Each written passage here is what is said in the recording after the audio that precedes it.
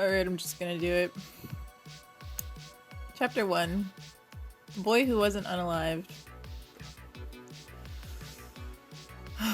What is my life? Okay. Mr. and Mrs. Dursley of number 4, Privet Drive, liked flexing that they were very basic, thank you. To be honest, they were the last people you'd think would be sus, because they were all fax, no print.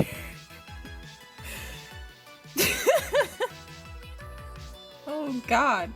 Okay. Mr. Dursley was adulting at a firm called Grunnings, which made drills. I'm sorry, this is just so silly.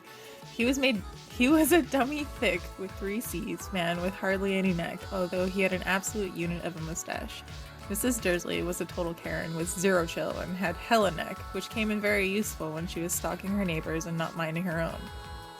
The Dursleys had a future incel of a son named Dudley, who they thought was the main character. The Dursleys were mostly thriving, but they also had low-key tea, which didn't pass the vibe check, and their greatest fear was to get called out and cancelled. They were girl-bossing too close to the sun and didn't think their clout could bounce back if their fam, the Potters, were revealed. MILF Lily Potter was Mrs. Dursley's sis, but Mrs. D had gone ghost, IRL, no cap. Mrs. D fronted she didn't have a sis because Lil and her deadbeat mans were straight up cringe. If the neighbors ever peeped the Potters, it'd be a big yikes. Low-key, the Dursleys knew the Potters had their own crotch goblin too, but they'd never peeped. This BB was for real a solid reason to keep the in-laws yoked. They didn't want Dudley mixing with a gross being like that. When Mr. and Mrs. Dursley woke up on the dull gray fight me Tuesday, our lore opens. The cloudy overlay didn't vibe like strange and mysterious things would be happening all over the country. Mr. Dursley hummed as he picked out his most boring tie for work, and Mrs. Dursley spilled the tea as she was trying to put a screaming Dudley into his heckin' high chair. None of them noticed a chonky, tawny owl flutter past the window. Hold on, I'm eating a banana. At 8:30, the trunk lord that is Mr. Dursley picked up his briefcase, pecked Mrs. Dursley on the cheek, and tried to kiss Dudley goodbye, but missed. Because Dudley was losing it and yeeted his cereal at the walls. Little Chad. Little lad, I saw that said Chad. Little lad chortled Mr. Dursley as he left the house. He got into his whip and backed out into the driveway of their basic as fuck house. It was on that one edge of the street that you feel like you could accidentally hit the elbow of your car on that he noticed something sus. A cat popping off and reading a map. For a sec, Mr. Dursley didn't realize what he'd seen. Then he jerked his head around and looked again. There was a chonky tabby cat standing on the corner of Privet Drive, but there wasn't a map in sight. What could he have been thinking of? He must have accidentally picked up one of Mrs. Dursley's edibles that morning. Mr. Dursley blinked and stared at the chonking cat. It stared back. As Mr. Dursley drove around the corner and up the road, he watched the chonkers in his mirror. It was now reading the sign that said Privet Drive. No, looking at the sign. Cats couldn't read maps or sign. Period. Tea? Mr. Dursley gave himself a little shake and put the chonkers out of his thinking organ. As he drove toward the town, he had no thongs, head empty, except for some drills he had to sell. Let's get this loaf, he thought. Oh my god. It says L-O-A-F, like there's a space between the letters, but I read it as loaf, which I guess means let's get this bread. Anyway, but on the edge of town, drills were yeeted out of his mind by something else. As he sat in the morning traffic jam starter pack, he couldn't help noticing that there seemed to be a lot of not very shady at all people about. People in cloaks, no cap. Mr. Dursley couldn't bear people who dressed in chuggy clothes, the get-ups you saw on young people. He supposed this was some stupid new fashion. He drummed his fingers on the steering wheel and his eyes fell on a huddle of these weirdos standing quite close by. They were whispering excitedly together. Mr. Dursley was enraged to see that a couple of them weren't young at all. Why, that man had to be a boomer and wearing an emerald green cloak. The audacity of him. But then it struck Mr. Dursley that this was probably some silly stunt. A TikTok props. These people were obviously collecting for something. Yes, that would be it. The traffic moved on, and a few minutes later, Mr. Dursley arrived in the Grunnings parking lot, his mind back on drills. Mr. Dursley always sat with his back to the window in his office on the ninth floor. If he hadn't, he might have found it harder to concentrate on drills that morning. He didn't see the owls popping off in broad daylight, though people down in the street did. They pointed and gazed deceased as owl after owl sped overhead. Most of them had never seen an owl even at nighttime. Mr. Dursley, however, had a perfectly normal owl-free morning. He had no chill and yelled at 5 different people. He made several important telephone calls and shouted a bit more. He was in a very good mood until lunchtime, when he thought he'd stretch his legs and walk across the road to buy himself a bun from the bakery. He'd forgotten all about the people in cloaks until he passed a group of them next to the Starbucks. He took a big look at them with unhappy as he passed. He didn't know why, but they seemed kind of sus. This bunch were whispering excitedly too, and he couldn't see a single GoFundMe donation tin. It was on his way back past them, clutching a large donut in a bag, that he caught a few words of what they were saying. The Potters. That's right, that's what I heard. Bet their boy, Harry. Mr. Dursley felt like he'd been ratioed IRL. He looked back at the whisperers and wondered if he should at them, but thought better of it. Even a girl boss has his weak moments, and anyway, there were plenty of people called Potter with moots called Harry. There was no point in worrying his Discord kitten. Her sister was on both of their DNI lists. Oh my god, what? There's things here I truly don't know if I am even saying correctly, because I have no fucking clue what some of this shit is. Anyway, during that day, emo thoughts kept dabbing across Mr. Dursley's mind. He later left the building and nearly sister slammed into someone just outside his door. Narr, he grunted as the man nearly fell. However, he didn't seem triggered at all. Instead, the funky little dude pressed the slay button. So true, bestie! Even muggles like you should slay today when the sussiest of Bacchus has been cancelled at last. I need a minute. And then the old man hugged Mr. Dursley, in brackets, real, and headed off. Mr. Dursley couldn't even find it in him to, yeah, Fortnite 10K, we're about to go down, baby. He hurried to his car, and the Fast and the Furious Tokyo drifted straight home. As he pulled into the driveway, the first thing his sister saw was the same chonk cat that he'd seen in the morning sitting on the wall. POV, you're on my D&I list. Mr. Dursley spat up at the cat as he walked inside. His Bay's day was swag as fuck. Dudley had learned to say "nar" just like his bestie cooed Mrs. Dursley. When his fav oomph finally went AFK, Mr. Dursley went to the living room to watch some news. Last thing, birders everywhere are fighting for their lives right now. Them hooters hunt at night and avoid sunlight like nerds, but for some reason, they've been invading our skies since sunrise. The science isn't sciencing. The newscaster smirked. Weird as fuck, bro. Now Jim McGuffin. What the weather do, boy? Any owl showers tonight? Showers. Showers? I can't even read regular words anymore. Say less, Ted, said the weatherman.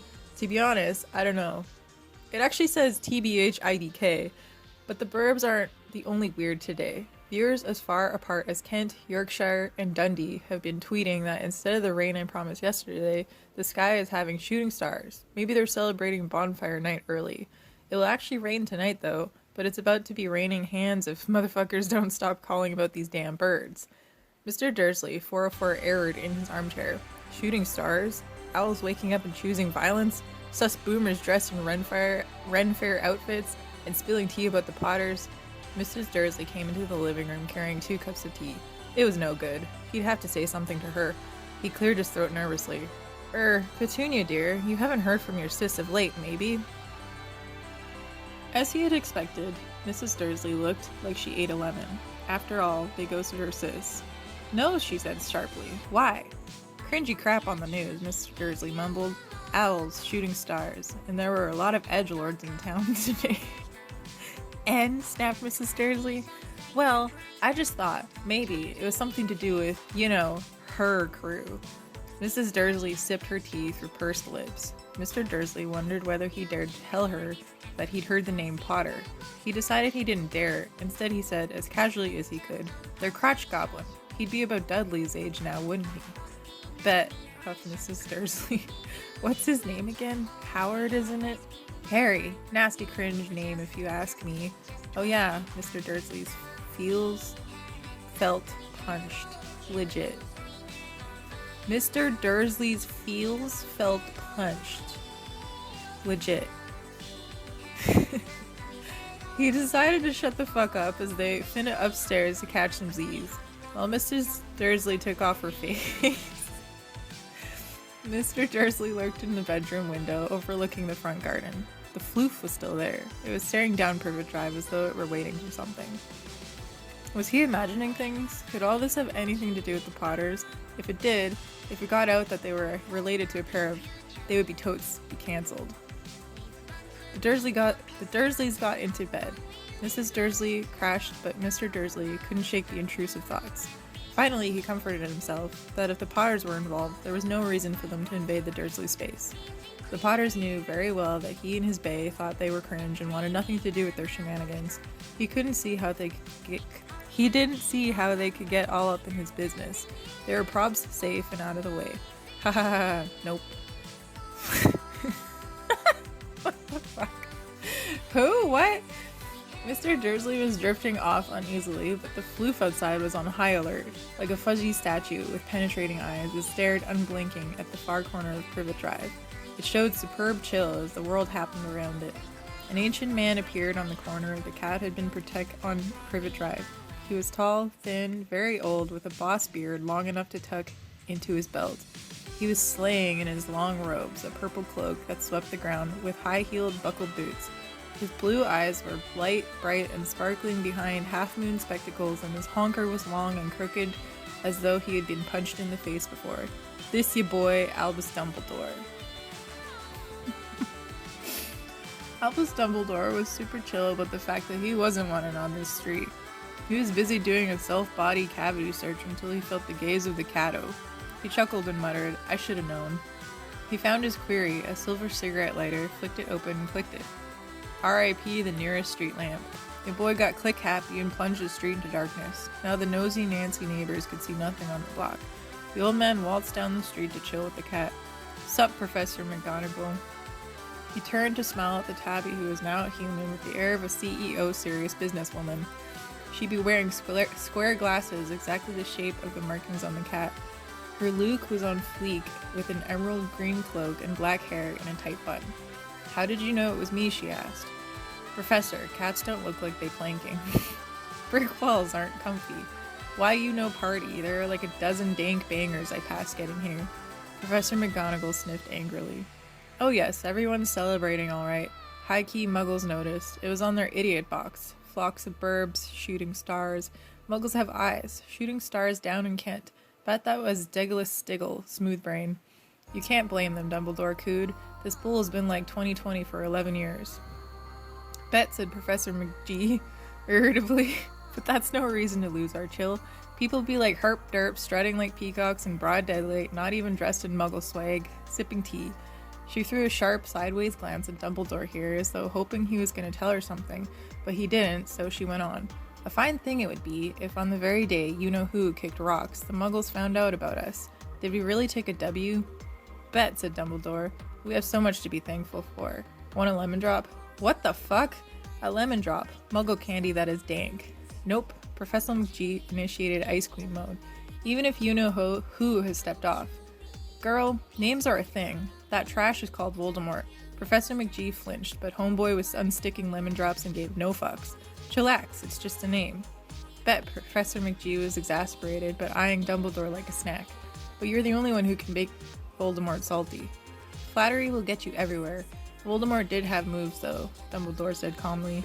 For real, you do too, but you don't flex. You make me blush. My goodness. Professor McGee shot Dumbledore a sharp look and said, The burbs are nothing next to this tea they be sipping. Legit, what they say has me shook. Professor McGonagall had obviously reached the point she was most anxious to discuss, the real reason she'd been waiting on a cold, hard wall all day, for neither as a cat nor as a woman she had fixed Dumbledore with such a piercing stare as she did now. It was plain that whatever everyone was saying, she was not going to believe it until Dumbledore told her there was no cap. Dumbledore, however, was choosing another lemon drop and didn't answer. What they're saying, she pressed on, is that last night Voldemort turned up in Godric's Hollow. He went to find the Potters, and that he unalived Lily James Potter. Dumbledore hung his head. Professor McGee gasped. Lily and James, what the heck? I can't even. Oh, Albus. Dumbledore reached out and patted her on the shoulder. I'm shook too. Professor McGonagall's voice was shook as she went on. That's not all. They're saying he tried to unalive their son, Harry Potter, but he took it out and his power broke, and that's why he's gone. Dumbledore nodded glumly. Legit? Faltered Professor McGonagall. After all he's done, he failed to unalive a Babin, and shake my head, how did Harry survive? We can only guess, said Dumbledore. We may never know. Professor McGonagall pulled out a tissue and dabbed at her eyes beneath her spectacles. Dumbledore gave a great sniff as he took a golden watch from his pocket and examined it. It was a very odd watch. It had 12 hands but no numbers. Instead, little planets were moving around the edge. It must have made sense to Dumbledore, though, because he put it back in his pocket and he said, Hagrid's late. I suppose he's the one who told you I'd be here, by the way. Bet, said Professor McGee, and I don't suppose you're going to tell me why you're here of all places. I've come to bring Harry to his aunt and uncle. They're the only family he has left now. You don't mean. You can't mean. These Karens? Cried Professor McGonagall, jumping to her feet and pointing at number 4. Dumbledore, you can't. I've been watching them all day. These basic fools aren't in the same WhatsApp group. And their spawn. I saw him kicking his mother all the way up the street, screaming for sweets. Harry Potter, come and live here? It's the best place for him, said Dumbledore firmly. His aunt and uncle will be able to explain everything to him when he's older. I've written them a letter. A letter, repeated Professor McGonagall faintly, sitting down on the wall. For real, Dumbledore, you think you can explain all this in a letter? These people will never understand him. He'll be famous, legendary. I wouldn't be shook if today was known as Harry Potter Day in the future. There will be books written about Harry. Even every child in our world will know his name. Bet, said Dumbledore, looking super serious through his specs. It would be enough to go to anyone's head. An influencer before he can walk and talk. Famous for something he won't even remember. Can't you see how much better off he'll be growing up away from all that until he's ready to take it? Professor McGonagall made fish faces like she was going to say something, but thought better. She composed herself and then said, Bet, I know, right? But how's the boy getting here, Dumbledore? She eyed his cloak suddenly as though he thought he was transporting the Babin. Hagrid's bringing him. You think a big brain to trust Hagrid with something as important as this? I would trust Hagrid with my life, said Dumbledore. His heart is G-O-A-T, said Professor McGonagall grudgingly, but you can't pretend he's not an airhead. He does tend to... What was that? A vroom vroom sound broke the silence around them. It grew steadily louder as they looked up and down the street for some sign of a headlight. It swelled to a roar as they both looked up at the sky. A huge motorcycle fell out of the air and landed on the road in front of them. If the motorcycle was huge, it was nothing compared to the beast of a man straddling it. He was almost twice as tall as a normal man and had some major BDE, in brackets, big dick energy. His fluffy factor was a oh hell no, and so wild, long tangles of bushy black hair, and his beard hid most of his face. He had hands the size of hubcaps, and his feet in their leather boots were like baby dolphins. In his vast muscular arms, he was holding a bundle of blankets. Hagrid, said Dumbledore, sounding relieved. Finally, where'd you get the ride? Borrowed it, Professor Dumbledore, sir, and the giant gently disembarking from the bike. Young Sirius Black lent it to me. I've got him, sir. Any issues? Nope. House was almost destroyed, but I got him out all right before the muggles started swarming around. He took a napper as we was flying over Bristol. Dumbledore and Professor McGonagall bent forward over the bundle of blankets. Inside, just visible, was the Babin, sleeping. Under a tuft of jet-black hair over his forehead, they could see a curiously shaped cut like a bolt of lightning. Is that where? Whispered Professor McGonagall. Bet, said Dumbledore. He'll have that scar forever. Can't you fix it, Dumbledore? Yeah, but no. Scars come in handy. I have one on my knee that is totes a map of the London Underground. Well, gimme Hagrid. Let's get this over with. Dumbledore took Harry in his arms and turned toward the Dursleys' house. Could I say bye to him, sir? Asked Hagrid. He bent his great shaggy head over Harry and gave him what must have been a very scratchy, whiskery kiss. Then suddenly, Hagrid let out a noise like a wounded pupper.